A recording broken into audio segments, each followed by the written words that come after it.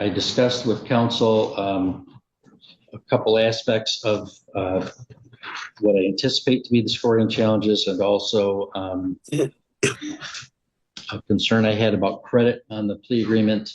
And also the prosecutor advised me that the minor victim is present in the courtroom and does want to make a statement. And after consulting with her mother, with the victim rights person in the prosecutor's office, and with counselors or helpers from the Women's Resource Center, does wish to make that statement in open court with the matter being live streamed. Even given her age, it's important to her and her family that the community know about this offense. Is that correct, Ms. Goodrich? That is correct. All right. Mr. Johnson, scoring challenges? Go ahead. Your Honor, as to the... This isn't just another sentencing hearing. This is a case where every number, every objection, and every word could dramatically change a man's future. A defendant facing serious sexual offense charges, a controversial attempt to fabricate evidence while behind bars, and now an emotional victim impact statement that could shift everything. As the judge recalculates sentencing guidelines in real time, the stakes climb higher and higher. But here's the real question. When past crimes, present actions, and courtroom strategy collide, how far should justice go? Stay with us, because what unfolds in this courtroom is as intense as it is revealing. 25-6978 FC case. As indicated, we'd object to OV 11. Reasons discussed off the record. OV 13. In the other file. In the other file, we'd object to OV 13 being scored. So as I understand, Ms. Goodrich, then, and we did discuss this at the bench, but for the record then, in the 6978, the CSC third, OV 11 was scored at 50 points for other sexual penetrations. However, those would have to be other sexual penetrations arising out of the same transaction of a sentencing offense. And I didn't see sufficient evidence of that. So I would, it wouldn't count the whole course of conduct. It'd have to be arising out of that event itself. There were multiple penetrations of the same event, for example. So I'm inclined to agree with the defense objection on OB 11. Anything contrary you want to place on the record, Ms. Goodrich? No, thank you. Okay, so in 6978, OB 11 will be scored at 0 points rather than 50. The defense also objects in file 7035 to the scoring of OB 13 at 25 points. That's properly scored in the 6978 as the offense, the CSC third, being a part of a pattern of offenses involving criminal sexual penetrations or crimes against a person. But in the 7035, it being a conspiracy to obstruct justice, that's a public safety or public order crime. So therefore, it itself would have to be part of the pattern under the case law. And so I'm inclined to agree that OB 13 should not be scored at 25 points. Do you have any position with regard to that, Ms. Goodrich? No, Your Honor, no. Should it be scored at any points at all, or? Yeah, there's our position for the 25-7035 FH. It should not be scored. Okay.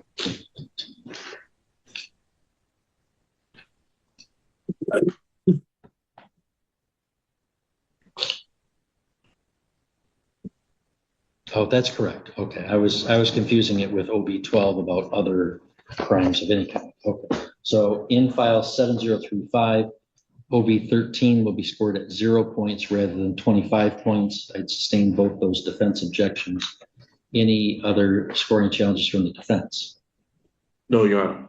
Ms. Goodrich, any scoring challenges from the people? Your Honor, in both files of PRV 7, there was more than one felony pled to. So I'd ask that be changed to reflect that. Okay, so Mr. Johnson, any defense response to an objection to scoring of prior record of 7 being underscored? Yeah, as to 25-6978, my client did plead to more than one count, so I believe it should be, that one should be 20 points for the second count on that offense and a subsequent conviction for the other case. As to, I'm sorry, I'm looking for the case number. 7035, the obstruction. At 7035, the obstruction, it was only one conviction, and there was no other conviction after that. So I think that one should remain at 0. Okay, in both files, I'm going to score prior record variable 7 at 20 points for concurrent or subsequent convictions. This defendant pled to 3 felonies across 2 files total, but 3 felonies total. So when we're scoring the CSE third, there are 2 concurrent felonies. 1, the CSE 2, and number 2, the conspiracy to obstruct justice. When we're scoring the conspiracy to obstruct justice in file 7035, we again have 2 concurrent felony convictions. First, the CSE third degree. Second, the CSE second degree. So in both files, PRV 7 will be scored at 20 points. Ms. Goodrich, any other scoring challenges? Your Honor, in the obstruction file 7035, I would ask that OB 14 be scored for 10 points for the defendant being the leader in that situation. Mr. Johnson, defendant's response. Your Honor, and of course, the burden of proof is about preponderance of the evidence here. The court has to determine what is a leader. My client was in jail. He had no ability to write the letter, deliver the letter, participate in any of that. Now, because he may have wanted the crime to occur, well, that makes him an aider and abettor or a co-conspirator. Even if I suggest to someone we should rob the local bank, it may be my suggestion. I may be the one that puts that out there. But if somebody else does the planning, somebody else gets the car, somebody else gets the weapons, the mask, and those things, then that person, or whether charged or not, has encompassed the role of a leader. Based on the facts here, although the crime may have been for the benefit of my client, and even the court finds that my client may have been the one that wanted the crime committed, when looking at the facts of what was done, what had to be done to attempt to commit this crime, my client could not have been the leader because he was prohibited from doing any of the planning. He had no access to the computer that was at the job and forging this letter. So we do not believe that there are sufficient facts to suggest that he was the leader, although he was the beneficiary, we would have been the beneficiary of the alleged crime. Okay, in this case, the conspiracy to obstruct justice charge is based upon facts that while the defendant was in jail, charged with the criminal sexual conduct, he asked another person to fabricate a letter from I think the mother of the complaining witness to present to the prosecuting attorney, which purported to say that she had pressured the victim into making the statements, and so it was offered as exculpatory evidence, and it was fabricated. And so he's been charged and convicted for conspiring to obstruct justice by doing that. I think on a preponderance of the evidence, that's a little bit different than 2 people talking on the outside, like, gee, should we rob a bank or not? And one of them goes and does it. The one who suggests it is not necessarily a leader. I don't disagree with that.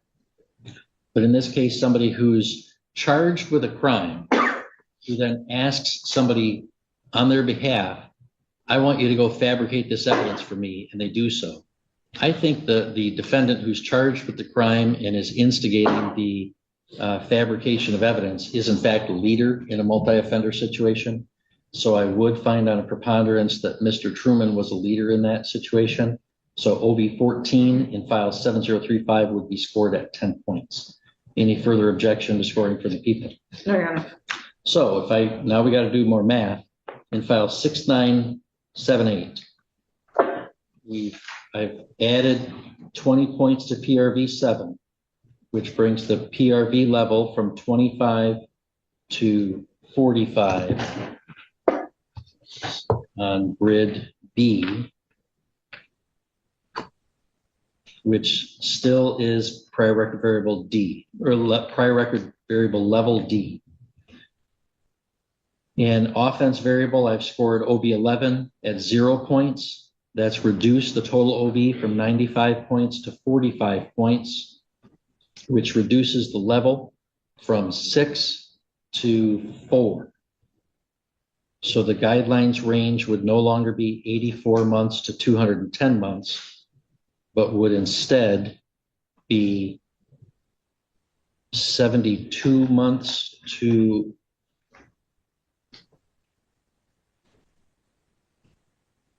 180 months with the habitual third taken into account. Is that math correct, Ms. Goodrich? Yes. Mr. Johnson? Yes, Your Honor. Okay, and in 7035, again, I've added, this is on Class E grid. I've added 20 points to PRV 7. That increases the total PRV from 35 to 55, which changes it from prior record variable level D to level E. On the offense variables, I've scored OB 13 at 0 points rather than 25, but I've added 10 points under OB 10. So I think that means total OV would be 20 points, 10 for OB 14 and 10 for OB 19. That means that the level is from 4 to level 2. Is that right? And that would reduce the range. We're at E2. That would be with the habitual third. Now, instead of 12 to 36 months, it would be 10 to 34 months. Is that math correct, Ms. Goodrich? Yes. Mr. Yes, sir. Johnson? Okay. All right, so now we have our advisory range. Mr. Johnson, anything you want to say on behalf of your client? Your Honor, starting with 25, 70, 35. The court has already given, as part of the guideline objective recitation, what had happened. My client should not have engaged in that. One of the things that is important to everybody involved in the judicial process is that the process, is fair, and there are no outside influences on the evidence or from one side or the other. And I know from the government standpoint, that is the chief evil of falsifying or trying to manufacture evidence of guilt. And the court, in fairness, should look at it the same when a defendant does do it. But I would like to state for the court that the obstruction of justice is the sentencing offense, and he gets an aggravated factor under OB 19, 10 points for interference with administration of justice. And I fully concede that at this point, courts of higher jurisdiction have not agreed with the defense positions that, you're really giving somebody an aggravated factor for what is essentially a sentencing offense. When you look at the totality of circumstances, we'd ask the court to follow the recommendation, and on that matter, sentence my client to fines and costs. As to 25, 69, 78, F3.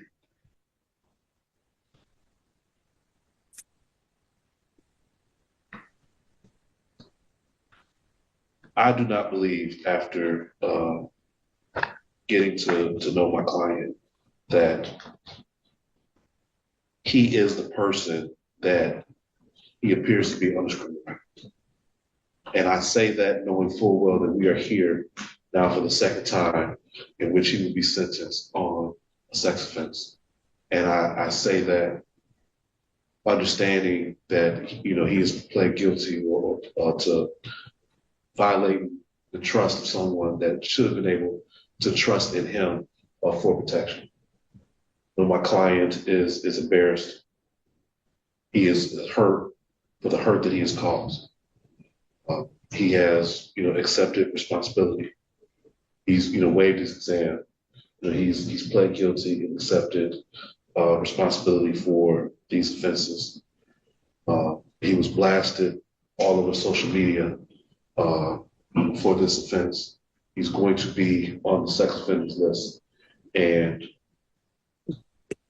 these type of cases, and as a product of Catholic school, all through to college, and when I talk to people and they talk about who I talk with them about Catholicism and criminal defense. It really focuses on a principle that I believe that nobody's sin is greater or lesser than anyone else's. We've all sinned. We've all fallen short, in my opinion. Now, the law does not take that opinion. We have Class A felonies, Class B felonies, Class C felonies, Class D felonies, and I understand that. I'm a lapsed Catholic, but I was taught about venial and mortal sins, so I'm not sure that canon law agrees with you too. But we're not going to get into that. But adjudicating that question today, go ahead and continue. Thank you. My client, I do believe, is redeemable. I do believe that he is starting in that first step of conviction and repentance, and here accepting responsibility, acknowledgement of what he has done. And he knows that he can never make right what he has done. But he is here. He is ready to accept his sentence. We ask the court for a fair sentence.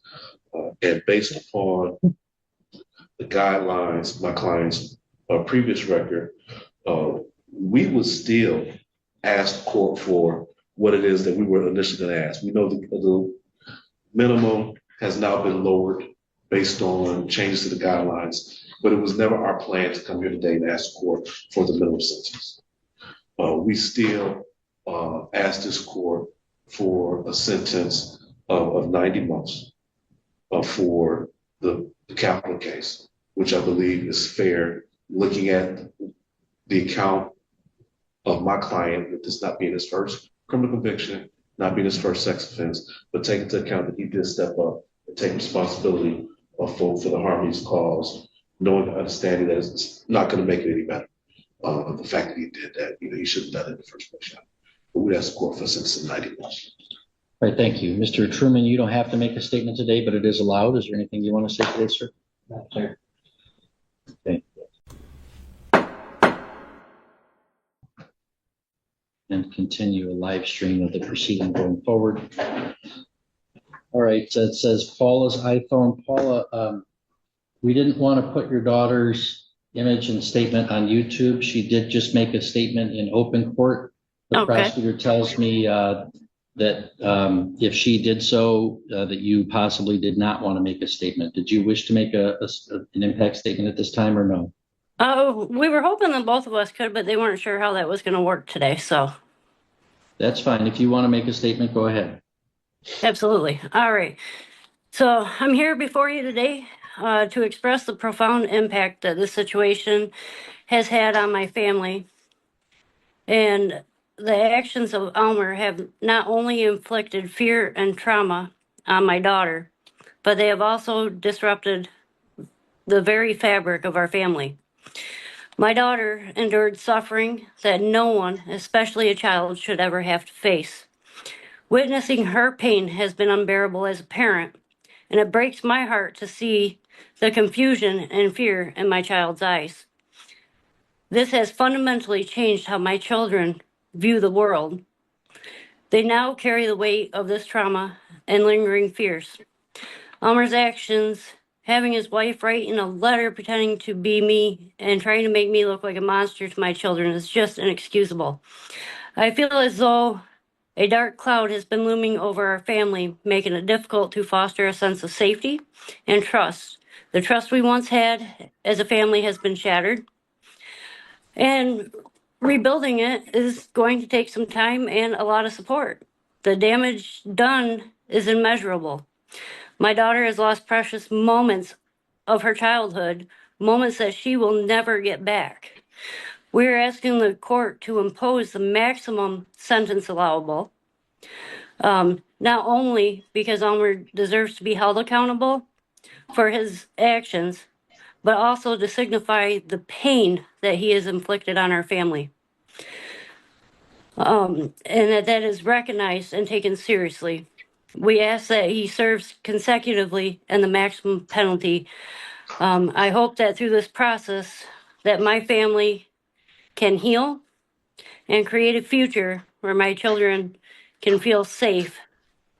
So I thank you for taking the time to consider our statements today with the impact that thank it's you. had on us. Thank you, ma'am. Thank you. Okay, and before I take the prosecutor's recommendation, as we're hearing more about this letter, it does cause me to revisit one scoring question. On the CSC case, 6978, OV19 was scored at 0 points. However, OV19 is not subject to the McGraw limitation of scoring facts only for the sentencing offense, but for conduct afterwards.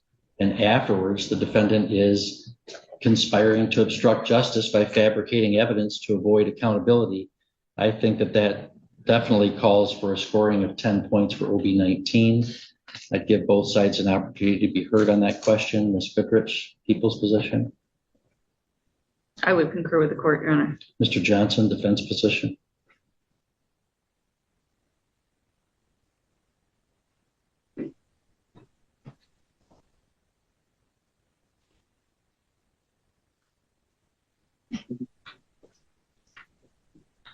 No objection, Your Honor.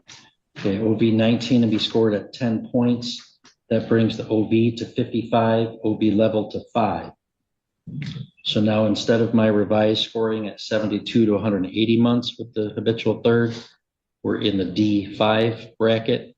So that would bring the scoring to 78 to 195 months. Mr. Johnson, I'm sure that doesn't change your recommended 90-month sentence, but because we've changed the range, I'll reopen any allocution for you if you wish.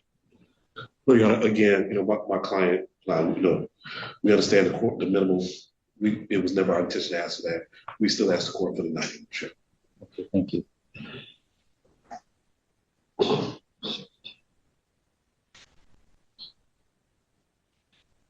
All right, Ms. Goodrich, recommendations from the people. Thank you, Your Honor. The defendant is 52 years old with 3 prior felonies and 8 prior misdemeanors. He's unemployed with a high school diploma. I would ask the court to consider to exceed guidelines here. I think that there's reasons to, given his criminal history. In 1997, he had a felonious assault, but in 2002, he had a prior CSC4. The PSI reflects that the victim in that case was 5 years old. And then in 2019, he was charged with a CSC4. It was pled down to an aggravated assault. Mr. Truman did receive the benefit of the plea bargain here today. I think that given his criminal history against children, combined with the statements from the mom and the minor child, give reason to exceed the guidelines. Thank you.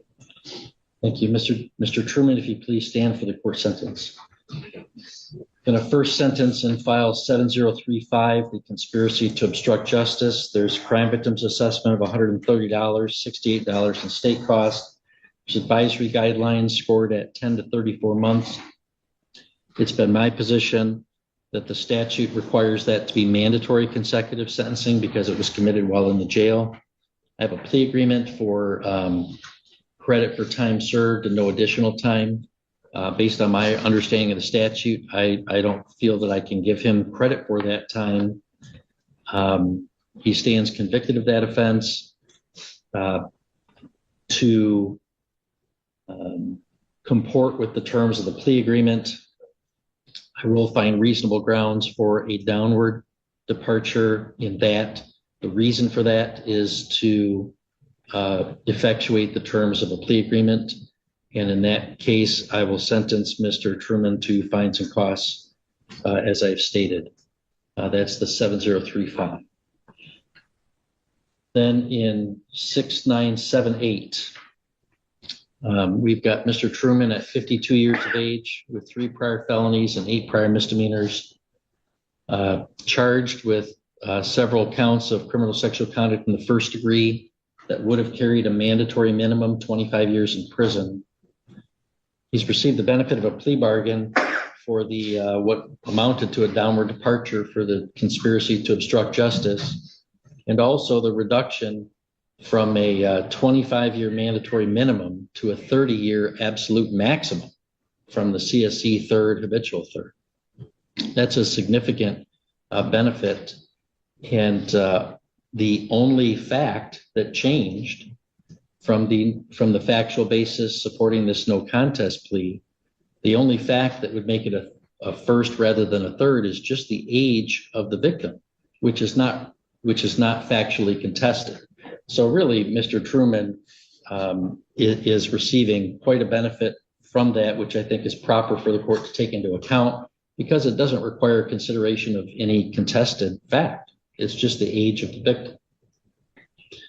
So then we have an advisory guidelines range at 78 to 195 months after several challenges back and forth. That's an advisory range. And if the court's not going to follow that range, I have to state reasons for doing so and the extent of the departure. Here, I believe that there are grounds for an upward departure from those guidelines range.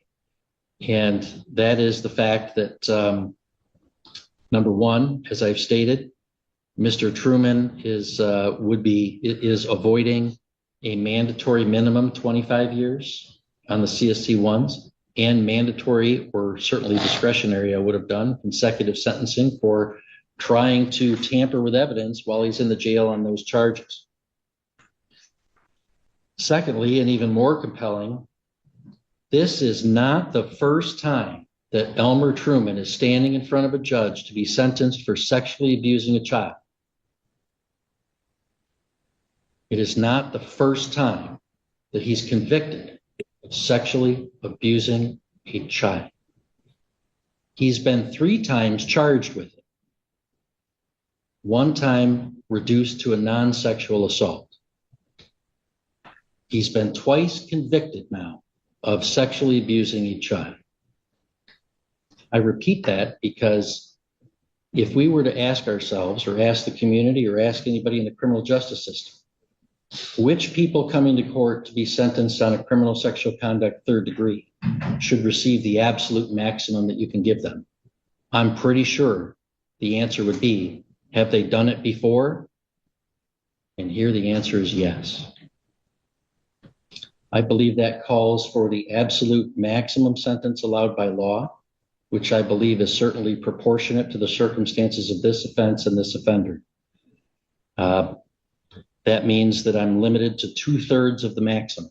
The maximum under my discretion of an habitual third statute is 30 years. So Mr. Truman, I'm exceeding the guidelines and giving you the absolute, what's called Tanner max, and sentencing you to prison for 20 years to 30 years. You'll receive credit in that file for 275 days served. There's state cost of $136, crime victims assessment of $130. I'm also assessing $350 in court costs. And if and when you are paroled on the CSC 2, that would, because the victim is under 13 and you're 17 years of age or older, that would subject you to lifetime electronic monitoring upon parole. And I'm going to assess that as part of the sentence of this court as well. That's the sentence of the court. If you want to appeal, you can file an application. If you want a lawyer appointed, you'd have to make that request within 6 months. We're going to hand you a piece of paper in both files explaining your appellate rights, ask you to initial 1 copy for us, and the other one is for you to fill out if you want to take an appeal. All right.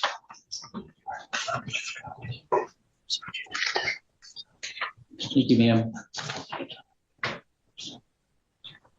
This case is a powerful example of how complex and layered the justice system can be.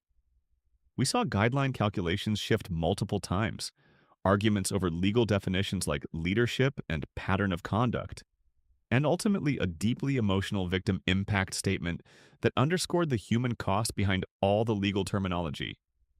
In the end, despite reductions in guideline ranges, the judge chose to exceed them, handing down a 20 to 30-year sentence, citing the defendant's history and repeated offenses. It's a reminder that while guidelines inform decisions, they don't control them, especially when public safety and prior conduct are at stake. Now we want to hear from you. Do you think the judge made the right call by going above the guidelines? Or should the sentencing have stayed within that calculated range? If you found this case as intense and eye-opening as we did, make sure to hit that like button, share your thoughts in the comments, and don't forget to subscribe for more jaw-dropping courtroom breakdowns.